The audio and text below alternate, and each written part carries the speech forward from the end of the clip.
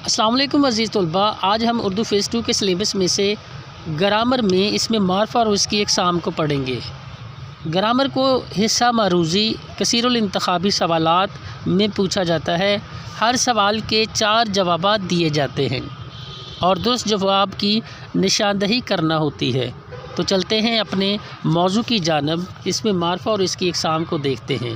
اس میں معرفہ کسی بھی خاص شخص، خاص جگہ یا خاص چیز کے نام کو اس میں معرفہ کہتے ہیں۔ مثال کے طور پر مسجد نبوی، قرآن پاک، خالد وغیرہ۔ اب چلتے ہیں اس کی اقسام کی طرف۔ اس کی اقسام میں اسم علم، اسم اشارہ، اسم ضمیر، اسم موصول آتے ہیں۔ اسم علم وہ اسم جو کسی خاص شخص کے نام کو ظاہر کرے، اسم علم کہلاتا ہے۔ مثال کے طور پر شاعر مشرق، قائد اعظم، ابن قاسم وغیرہ۔ اب آگے اسم علم کی اقسام کو دیکھتے ہیں کہ وہ کون کون سے ہیں۔ خطاب، لقب، کنیت، تخلص، عرف، یہ اسم علم کی اقسام ہے۔ خطاب وہ اسم معرفہ جو کسی خوبی کی وجہ سے حکومت کی طرف سے دیا جائے۔ مثال کے طور پر رستم زماں یعنی گاما پہلوان کو کہا جاتا ہے، اور شمس العلماء مولوی میر حسن کو دیا گیا تھا جو کہ علامہ اقبال کے استاد تھے۔ یہ تھے خطاب۔ لقب وہ اسم معرفہ جو کسی خوبی کی وجہ سے قوم کی طرف سے دیا جائے۔ مثال کے طور پر صادق و امین، یہ حضور صلی اللہ علیہ وآلہ وسلم کا لقب ہے۔ اور قائد ملت یہ لیاقت علی خان کا لقب ہے۔ کلیم اللہ حضرت موسیٰ علیہ السلام کا لقب ہے۔ آگے چلتے ہیں۔ آگے آتی ہے کنیت، وہ اسم معرفہ جو ماں باپ، بیٹا اور بیٹی کے تعلق کی وجہ سے پکارا جائے یا لکھا جائے، کنیت کہلاتا ہے۔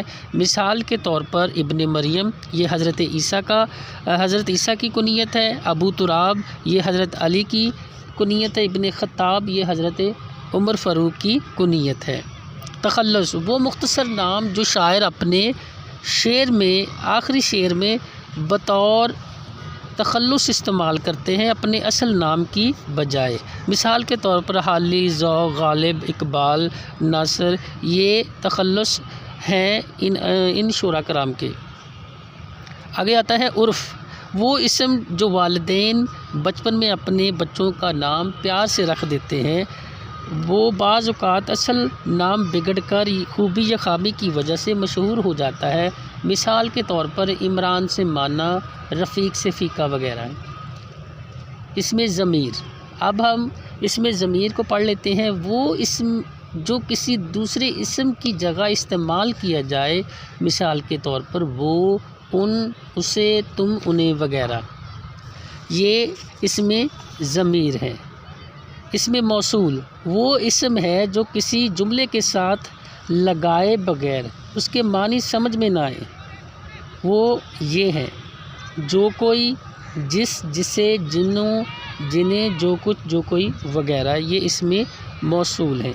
اسم اشارہ وہ اسم ہے جس سے کسی چیز کی طرف اشارہ کیا جائے۔ اسم اشارہ کی 2 اقسام ہیں، ایک اشارہ قریب ہوتی ہے اور ایک اشارہ بعید۔